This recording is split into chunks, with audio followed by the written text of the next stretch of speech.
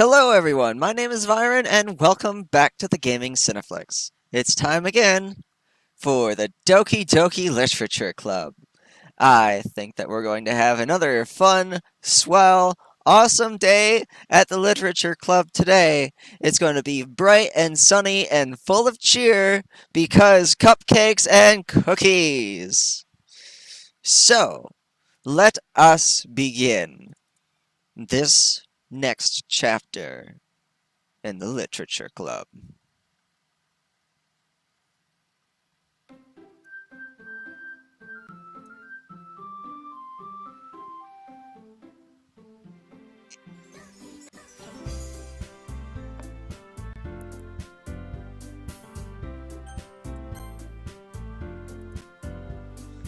Alright, we're up to episode 4, I think? 5. Up to episode 5 now? And so far, we've had cupcakes and cookies and literature and poetry, and it's been just a fantastic world in this Doki Doki Doki Do. So let's see what we've got going on here today. So, I didn't miss anything, did I? Not really. I choose to leave out Sayori's mischievous escapade. I'm sure Natsuki will end up complaining to her anyway. It looks like everyone has already settled down. Sayori somehow already finished her entire cookie. Yuri is back to her book, and Natsuki disappeared into the closet. Man, it looks like no one wants to be bothered today. I slumped down into the nearest desk. How am I supposed to occupy myself with something literature-related by myself like this? I guess I could always read some of the book that Yuri gave me. But I'm feeling a little too tired to read. I could probably fall asleep right now. I close my eyes and end up listening in on Sayori's conversation with Monika.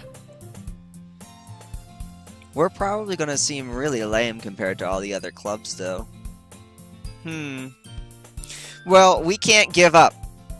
The festival is our chance to show everyone that what literature is all about. That's the spirit, Monika. Let's get 'em. The problem with the idea of literature club, sounds too dense and intellectual. But it's not like that at all, you know? We just need a way of showing that to everyone. Something that speaks to their creative minds.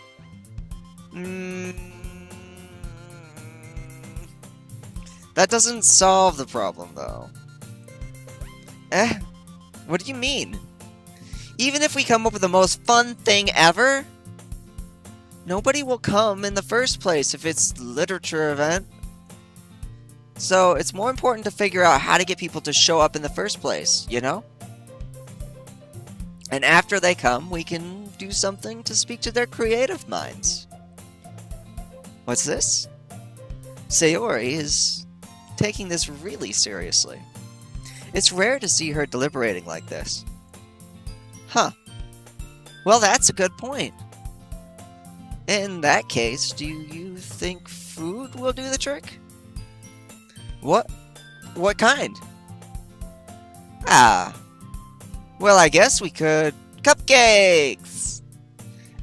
Good thinking. Natsuki would love to do that. You're right. Natsuki makes the best cupcakes. That works out perfectly. That wasn't why you suggested it? Cupcakes speak to my creative tummy. Cupcakes it is, then. I'm hungry. Anyway, we still need to work out the details of the event itself. I find myself smiling. In the end, Sayori is still her usual self. But therein lies the unexpected reason I admire her. Unlike me, who has trouble finding any motivation at all. Sayori can put her mind to things and make them come to life. I suppose that's why I end up letting her get on my case about things. I can't help but wonder what it would be like to see the world through her eyes. Oh, ah! I open my eyes to find Sayori's face filling my vision. I nearly fall out of my chair. Eeh! Sorry. Wait. Actually, I'm not sorry at all. It's your fault for sleeping like that. This isn't a napping club. Does our school even have a napping club? You're staying up late again, aren't you? Now that you're in the club, you're gonna have less time for anime, you know. You'll need to get used to it. Don't say that out loud. I glance over my shoulder to see if Monica heard. It's true, though. Yeah. I know. You're always looking out for me, Sayori. It's what I do best. That's a problem. What about you? You look out for me better than you look out for yourself. You're still oversleeping every day, aren't you? Not every day. That's not very convincing. How many days this past week have you gotten up on time? It's a secret. I knew it. Come on. At least give me the benefit of the doubt. I can't even do that. Look. Sayori, it's written all over you. Eh? Sayori glances around at herself. How do you... Oh, there we go. Yeah, glancing around at yourself. How is it written on me? You were clearly in a rush this morning. Look, your hair is sticking out all around here. Ah! I run my fingertips down the side of Sayori's hair, trying to straighten it out. Man, you really need to brush this. My hair is just really hard to get right. I won't fall for that. There's more than just your hair. Look, your bow isn't straight either. And that's a toothpaste stain on your collar right there. I try to wipe off the stain with my finger. But nobody would ever notice that. Of course they would. Nobody's gonna tell you about it because they don't want to embarrass you. Fortunately, I don't really care about that. Hey, you meanie! And you don't even keep your blazer buttoned up. Seriously, Sayori, why do you think you don't have a boyfriend yet? That's super mean. Yeah, especially since she might be interested in you, Digital V. You. Sorry, but you'll thank me later. I start to button her blazer up from the bottom. Once you see how much better this looks, you'll change your mind. This is so funny. What is? Well, I was just thinking how weird it is to have a friend who does all these kinds of things. Huh? Don't say that. You make me feel weird about it, stupid. It's okay, though. I'm happy we're like this. Aren't you? I guess. Hey, be careful. The button might come off. Why is this one so hard to close? I struggle to fully close the button near her chest. Does this thing even fit properly? It did when I bought it.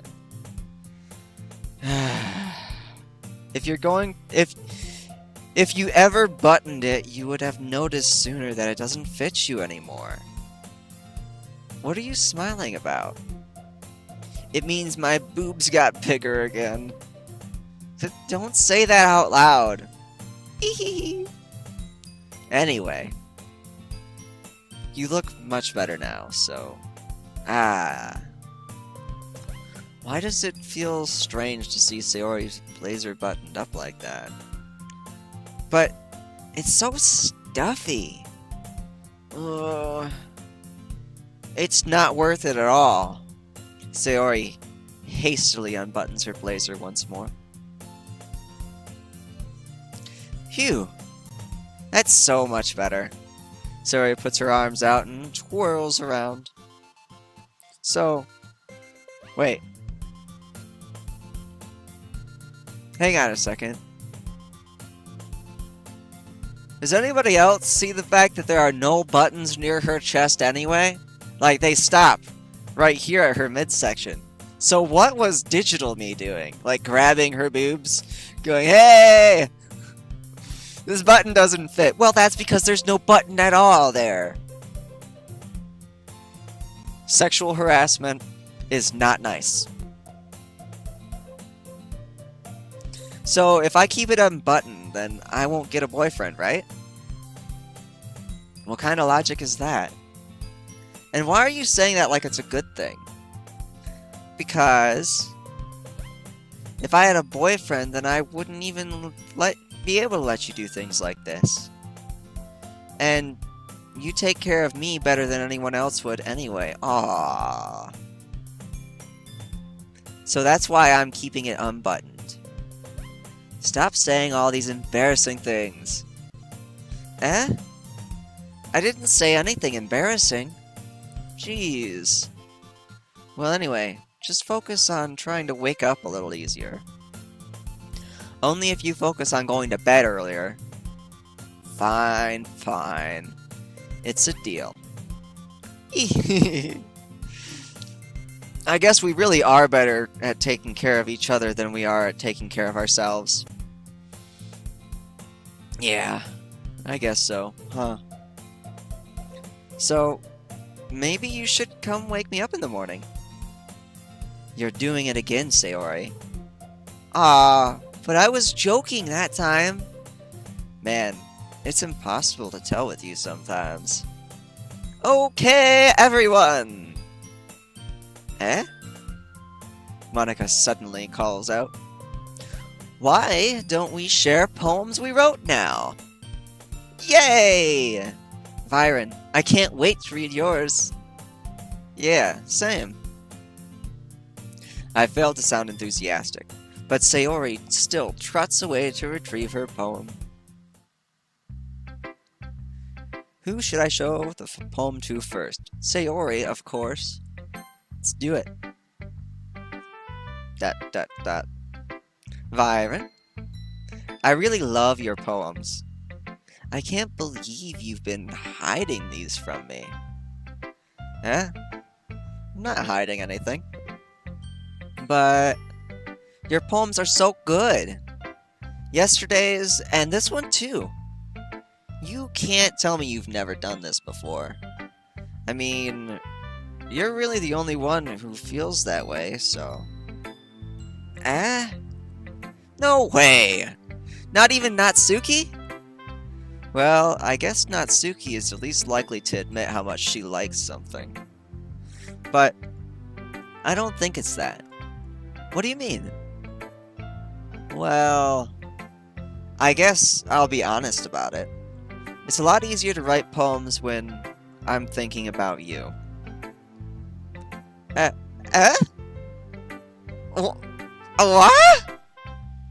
Stop thinking weird things, idiot. I just mean you're really, expressive person, I guess. How am I supposed to write poems about my own stupid life? But you somehow make everything in your life an adventure. Even the little things. Like cooking! Let's not talk about that.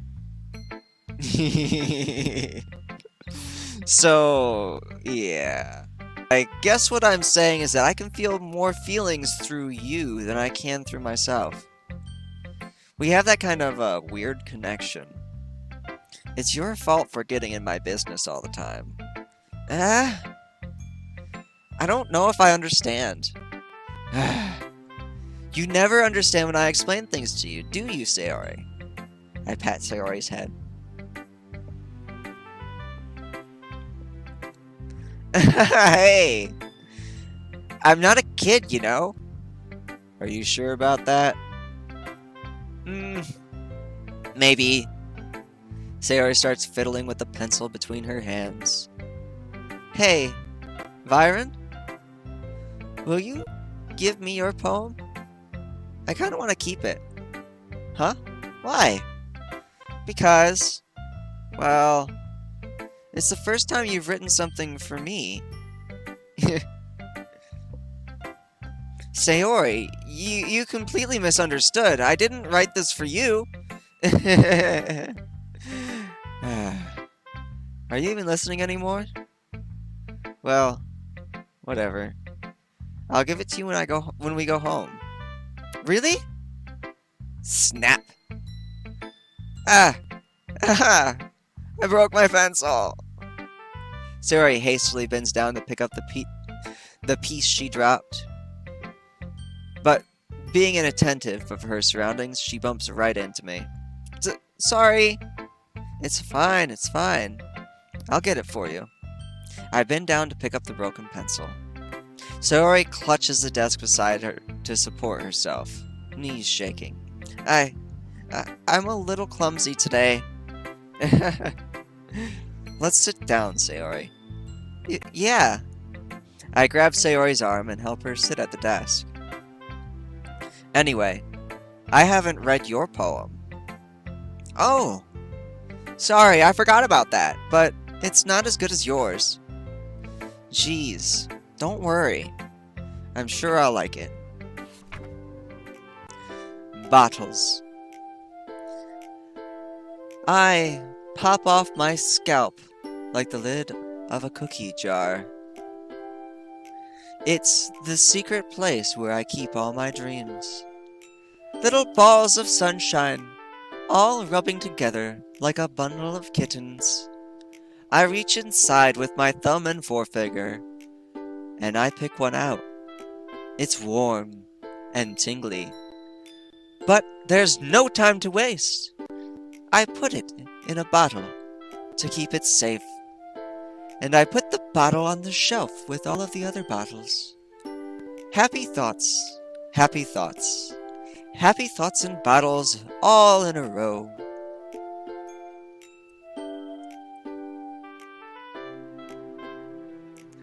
My collection makes me lots of friends. Each bottle a starlight to make amends. Sometimes my friend feels a certain way. Down comes a bottle to save the day. Night after night, more dreams. Friend after friend, more bottles. Deeper and deeper my fingers go, like exploring a dark cave, discovering the secrets hiding in the nooks and crannies. Digging and digging. Scraping and scraping. I blow off my bottle caps. It doesn't feel like time has elapsed. My empty shelf could use some more. Friends look through my locked front door.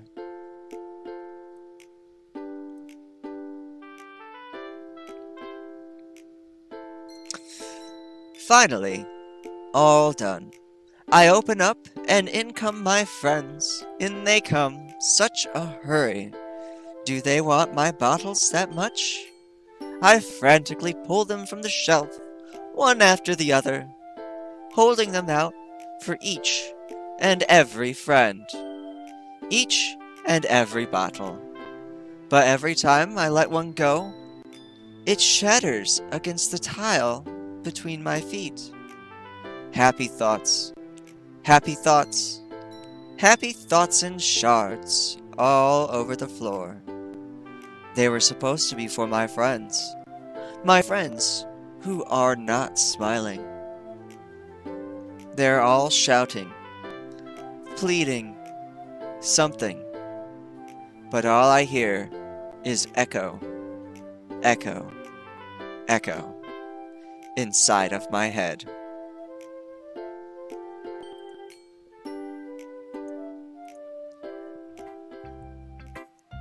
Holy crap! Sayori, did you really write this? Of course I did! Didn't I tell you yesterday I was going to write the best poem ever? Yeah, but, I mean, I didn't expect something like this coming from you. Monica taught me a whole lot, and I've been really in touch with my feelings recently. I see that. It's almost kind of creepy. No, it's not! You shut your mouth, you... Digi-V. Digi-V? No. No, not creepy. It's not creepy. You're being creepy. Be happy. Creepy? Well, not exactly. Maybe it's because I'm so used to you being cheerful. Well, never mind. I'm thinking too hard about it. The point is, it came out good, so you should be proud of it. Aw, thanks. I feel like it was meant to express myself this way.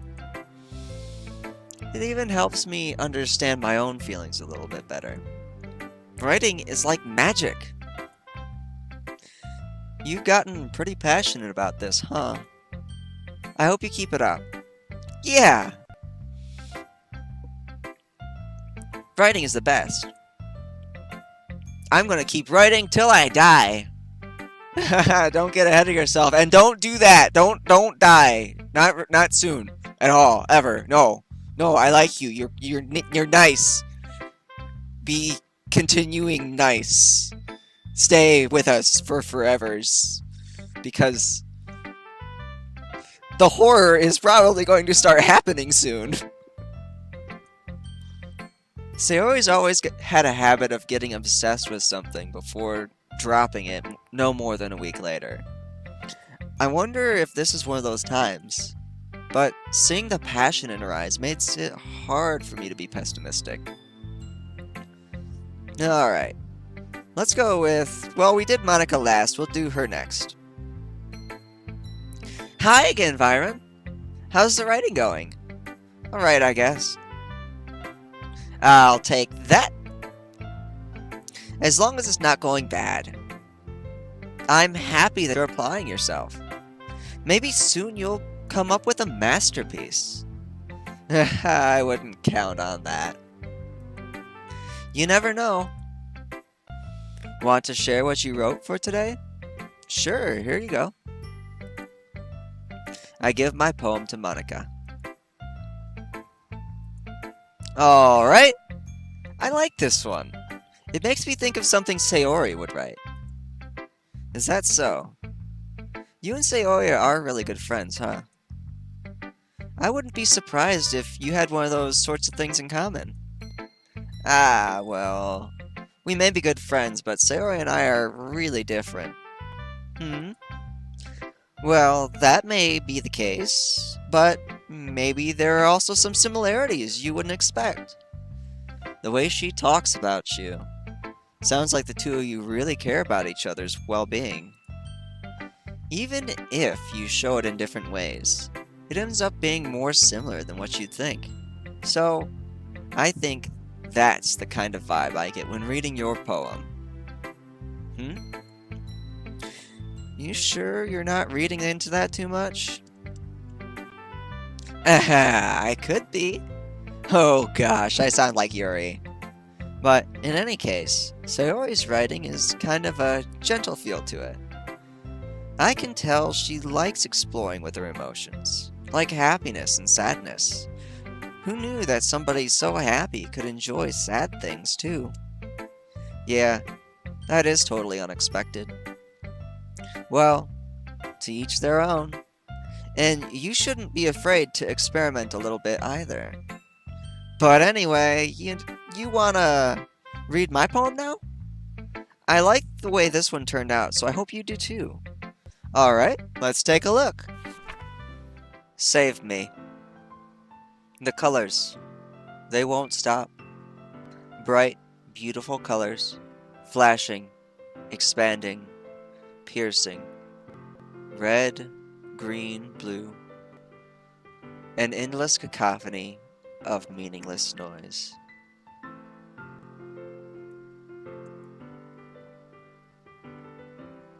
The noise, it won't stop. Violent, grating waveforms, speaking, screeching, piercing. Sine, cosine, tangent. Like playing a chalkboard on a turntable.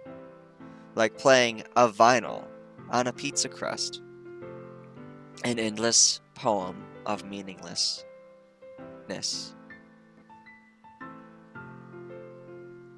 Is there more? What's down here? Load me. Load?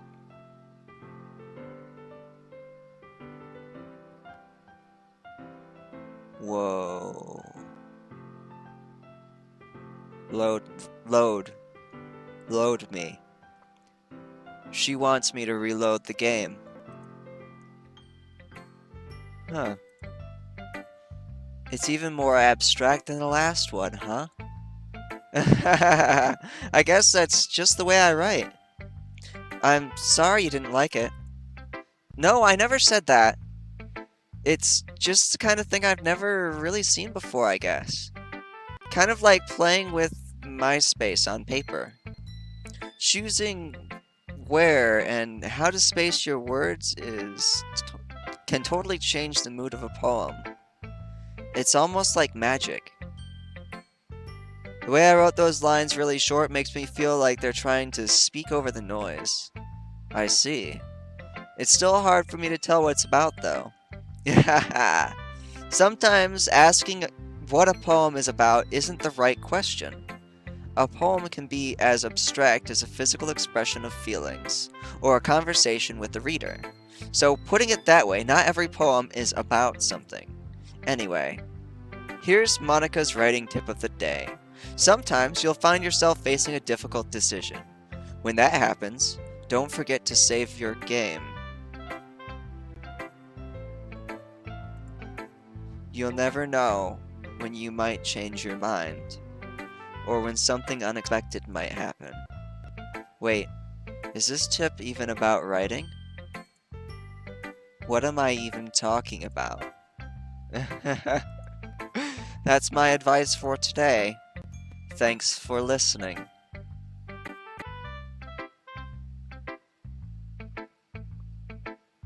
Alright.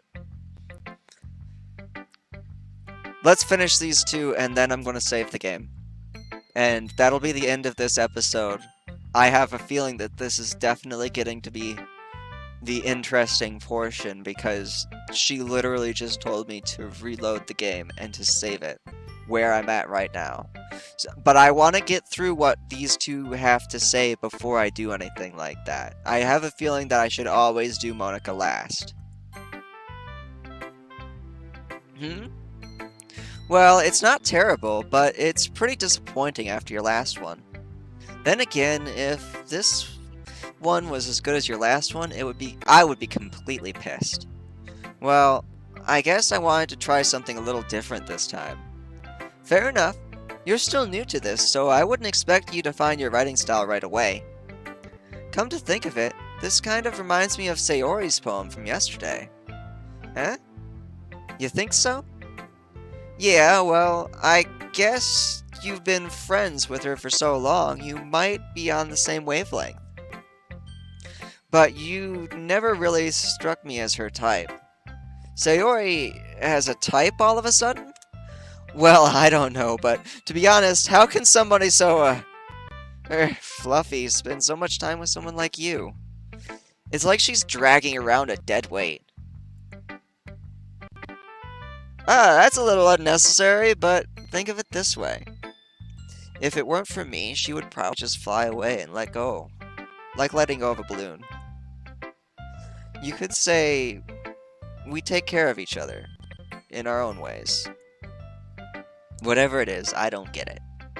Oh yeah, I guess I'm supposed to show you my poem? Here. Amy likes spiders. You know what I heard about Amy?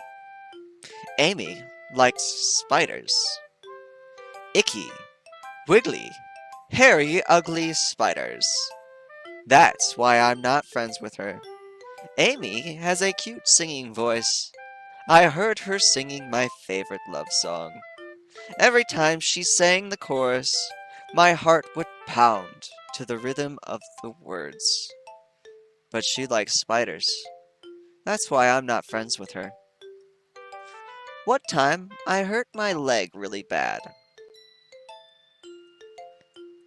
Scroll. There we go. One time, I hurt my leg very bad. Amy helped me up and took me to the nurse. I tried not to let her touch me. She likes spiders, so her hands are probably gross. That's why I'm not friends with her. Amy has a lot of friends. I always see her talking to people. She probably talks about spiders. What if her friends start to like spiders too? That's why I'm not friends with her. It doesn't matter if she has other hobbies. It doesn't matter if she keeps it private. It doesn't matter if it doesn't hurt anyone. It's gross. She's gross. This world is better off without spider lovers.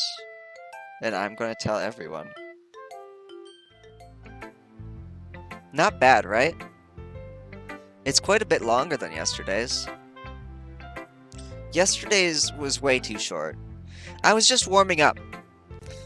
I hope you don't think that was the best I could do. No, of course not. Anyway, the message is pretty straightforward in this poem. I doubt I have to explain it. Sometimes you can explain complicated issues with much simpler analogies. And it helps people realize how stupid they're being. Like, anyone would agree that the subject of this poem is an ignorant jerk. Do you know people like that? Of course. It's about how everyone thinks my... That doesn't matter, it can't be about anything. I wrote it to be easy to relate to. Everyone has some kind of weird hobby or a guilty pleasure. Something that you're afraid people will find out. If they make fun of you or think less of you. But that just makes people stupid.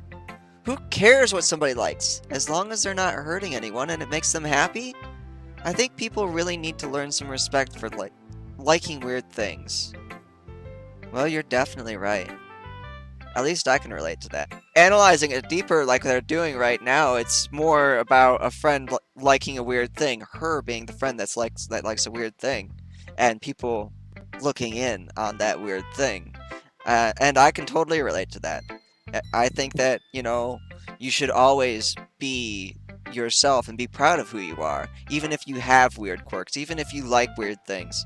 Like, as long as you're not doing damage to other people, as long as you're not doing damage to animals or people or, hurting the environment or, the greater whole, then, there's no reason for anyone to be having an issue with what you enjoy. And I'm sure a lot of people can too. It's what I do best after all. I don't like writing unless there's a good message to take away from it. Conveying emotions is important. But I want to make people think, not just feel. Remember that.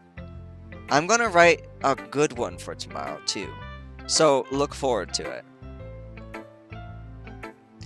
Of course, Yuri. Let's see what you've written for today.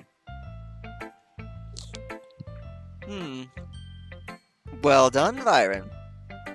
Your skills are already improving. Really?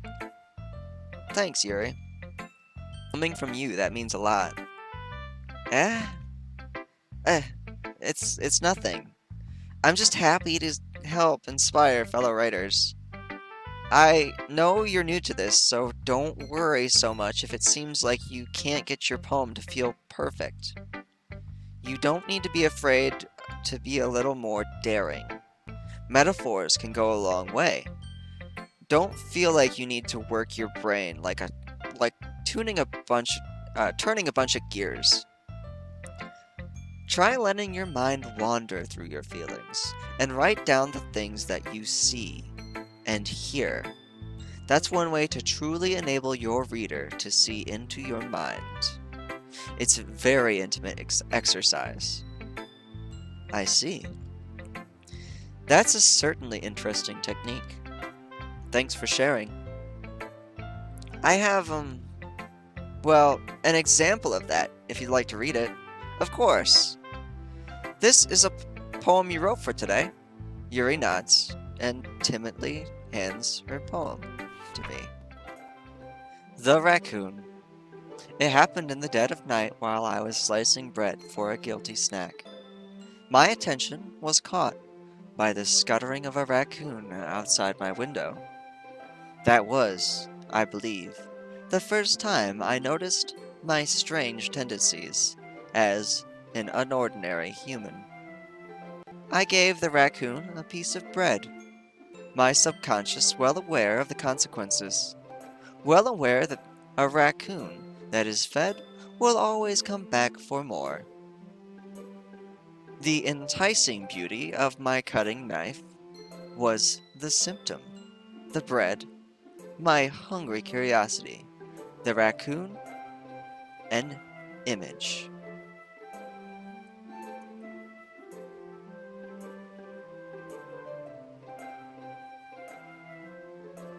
The moon increments its phase and reflects that much more light off of my cutting knife. The very same light that glistens in the eyes of my raccoon friend. I slice the bread, fresh and soft. The raccoon becomes excited. Or perhaps I am merely projecting my emotions onto a newly satisfied animal. The raccoon has taken a following to me. You could say that we've gotten quite used to each other. The raccoon becomes hungry more and more frequently, so my bread is always handy. Every time I brandish my cutting knife, the raccoon shows me its excitement. A rush of blood. Classic Pavlovian condition. I slice the bread and I feed myself again. That's Pavlovian, right? Conditioning. Pavlovian conditioning.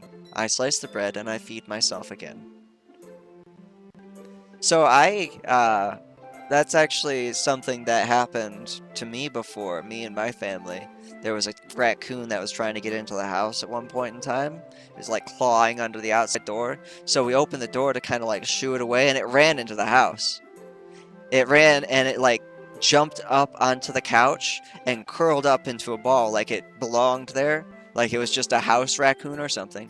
So eventually we got it back outside, and my grandpa wanted us to go out and kind of shoo it away with a broom. So we went out with a broom. And it was me that had the broom, and we were like trying to shoo it off, but instead of running off, it grabbed the broom and climbed up the broom handle, came up my shoulder and arm, and sat down on my head. And for the next week or so, we had a pet raccoon. It would come by all the time, and it's true, they do come back. They do come back for food. It would come by all the time, and it would ask for food, and it would cuddle with us. It was probably super dangerous and super silly of us to actually like hold this raccoon like a pet, because like it could have bitten us or done some real damage to us, I would imagine. But it was so adorable, and it was an amazing experience. It eventually stopped coming around, but that's really fun and very interesting little tidbit, little story that I wasn't expecting to share. I was a little more daring with this one than yesterday's. I can see that. It's a lot more metaphorical. I don't know if it's my fault, but I can't begin to imagine what this poem is about. That's right. It's a bit closer to my preferred writing style, using poems as a canvas to express vivid imagery and conveying emotions through them. Yeah, if I take it at face value, then I can't even figure out what this is supposed to mean.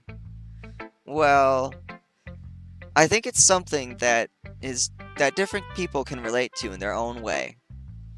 I wanted to express the way it feels for me to indulge more in my unusual hobbies. It's those sort of things that I'm usually forced to keep to myself, so I sometimes enjoy writing about them. Huh, that's funny. Huh? Didn't Natsuki also write something about that? About someone being ridiculed for a strange interest. Ah? She did? Yeah. She was talking about how it doesn't matter if you're in what you're into as long as you're not hurting anybody. She's right. I mean, does she really feel that way? Yeah. Sounds like you two have a lot in common. Well, that's interesting. To me, she seemed like the kind of person who would make fun of my hobbies. But I suppose that's my fault for judging, isn't it? Please don't tell her I said that. Don't worry, I have no reason to. Okay. Well, thank you for sharing that with me. After all, if I hadn't learned to embrace my own weirdness, I would probably hate myself. I might be ranting a little bit now, but I'm glad that you're a good listener. Okay, everyone. We're all done reading each other's poems, right? I have something extra planned today, so if everyone could come sit at the front of the room. Is this about the festival? Well, sort of. Do we really have to do something for the festival? It's not like we can put together anything good in just a few days. We'll just end up embarrassing ourselves out instead of getting any new members. That's a concern of mine as well. I don't really do well with last-minute preparations. Don't worry so much. We're going to keep it simple, okay? We don't need much more than a few decorations. Sayori's been working on posters, and I've designed some pamphlets we can give out during the events. Okay, that's great and all, but I am absolutely running out of time. I am way over what I want to do for these videos, so I'm going to go ahead and do exactly what she told me to in her poem. I am going to save the game, and I'm going to reload it, but I'm going to reload it, and we're going to do that in the next video. So thank you so much for being here. Thank you so much for showing up. You are amazing. Love you all. Take care. Drive safe. All of that good stuff.